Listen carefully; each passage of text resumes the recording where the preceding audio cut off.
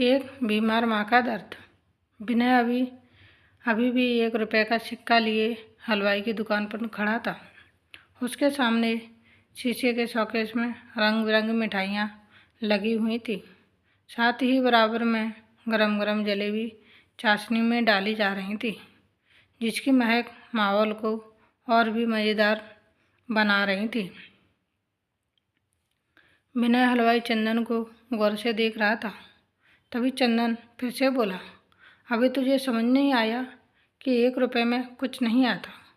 जा कम से कम 10 रुपये लेकर आ। विनय ये सुनकर थोड़ा उदास हो गया। फिर बोला, भैया कोई काम बता दो, मैं कर दूंगा। साफ सफाई का, बर्तन मांजने का, लेकिन कुछ खाने को दे दो, बहुत भूख लगी है। चंदन ने एक नज़र विनय को ऊपर से नीचे तक देखा। अबे तू क्या काम करेगा? पिता सा तो है, किसी ने देख लिया तो दुकान बंद हो जाएगी। चल भाग यहाँ से। चंदन अपने नौकरों को डांटकर जल्दी जल्दी काम करने के लिए कह रहा था। पूरे ज़िले में चंदन हलवाई के समोसे और जलेबी मशहूर थी। सुबह दुकान खुलते ही ग्राहकों का तांता लग जाता है। विनय वहाँ से ज़रा दूर हट एक एक बिजली के खंभे के साथ खड़ा हो गया।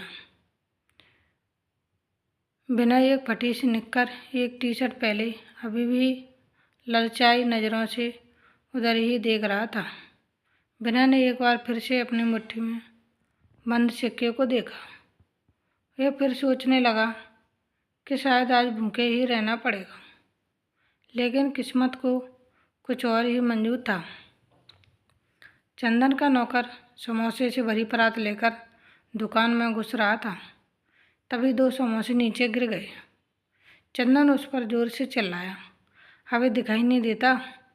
देखकर काम कर। चलो उठा इन्हें, नहीं तो पैर में आएंगी। नौकर ने जल्दी से समोसे की परात रख दी, जहाँ बेचने वालों के चारों ओर झुंड लगाकर खड़े थे और समोसों का इंतजार कर रहे थे।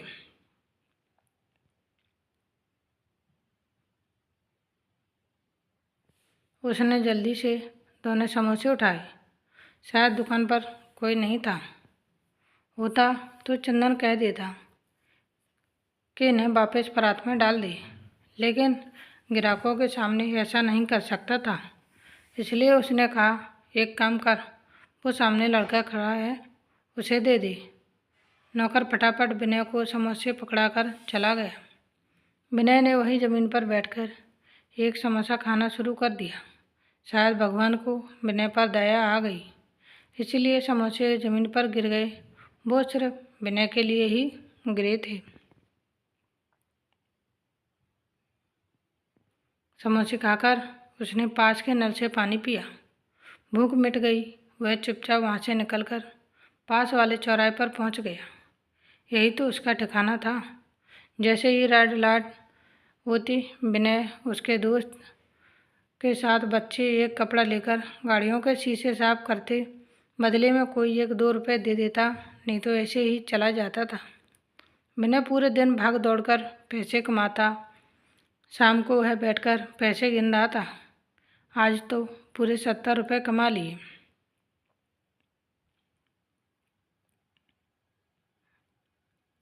वह पैसे लेकर घर की ओर चल दिया।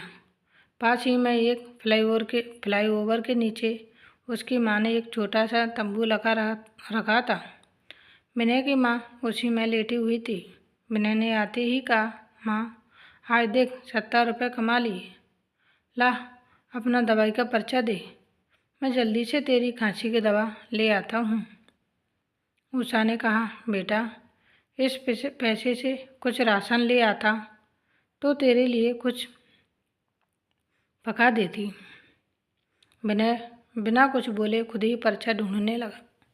पर्चा मिलते ही वह तंबू से बाहर जाते हुए बोला, तेरी दवाई लाता हूँ, बापू आ गया तो सारे पैसे छीन लेगा। विनय तेजी से बाहर निकल गया। इधर उषा सोच रही थी, सच ही तो कह रहा है, उसका पति मोहन सिंह सारा दिन जुआ खेलता रहता है। जब शाम होने लगती है तो आज की दिहाड़ी में से पैसे लेने आ जाता है।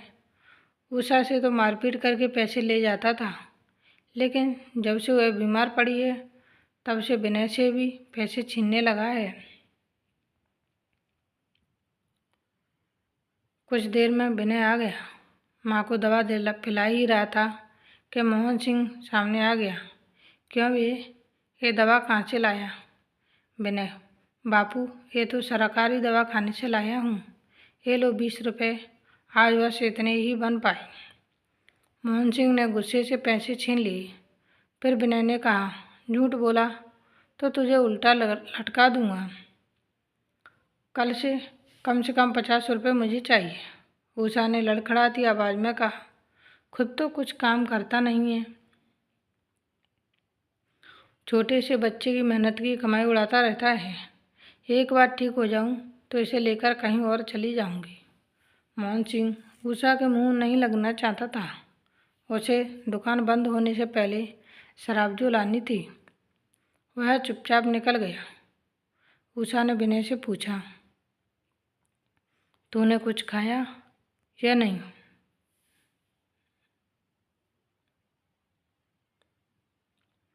विनय बोला, माँ, आज मुझे 2 समोसे मिले, सुबह ही मैंने खा लिए, अब तक भूख नहीं लगी है। उषा की आंखों में आंसू भर आए। बेटा, भूख कहाँ से लगेगी जब अपने माँ बाप पर सारे पैसे लुटा देगा? तो रुक, मेरे पास 10 रुपये रखे, जा बाहर जाकर कुछ खा ले। बिना कुछ बोले पैसे लेकर बाहर चला गया। भूख तो उसे लग रही थी, लेकिन अगर बापू को पैसे नहीं देता तो वह माँ को मारता, इसलिए माँ को बचाने के लिए उसने भूख को मार लिया। कुछ देर बाद विनय खाने के लिए बिस्कुट के 2 पैकेट लाया। एक माँ को दिया और एक खुद खा लिया। उसके बाद थका हारा विनय सोने के लिए माँ के पास लेट गया। कुछ ही देर में उसे नींद आ गई। सुबह शोर मचने के कारण उसकी आँख खुली तो देखा माँ तंबू के बाहर बैठी रो रही है। साथ ही में पास में रहने वाली कुछ औरतें थीं। विनय उठकर उसके पास पहुँचा। माँ, क्या हुआ? तुम रो क्यों रही हो?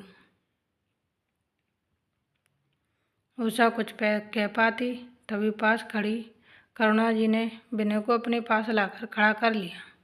बेटा, तेरा पापा कल शराब पीकर घर आ रहे थे, तभी उनका एक्सीडेंट हो गया। वो अब नहीं रहे। कुछ लोग अस्पताल गए हैं उनकी लाश को लेने। विनय को एक बार झटका लगा, लेकिन वह यह समझ नहीं पा रहा था कि पिता की मौत पर वह रोए या खुश हो, क्योंकि अब वह जितने भी पैसे कमाएगा वह अपनी ही माँ पर खर्च करेगा। कुछ ही देर में एक एम्बुलेंस वहाँ आकर रुकी। कुछ लोगों ने मोहन सिंह को उतारा। मोहल्ले वालों ने चंदा इकट्ठा करके मोहन सिंह का अंतिम संस्कार कर दिया। शाम तक सब अपने घर वापस चले गए। विनय एक कोने में बैठा था।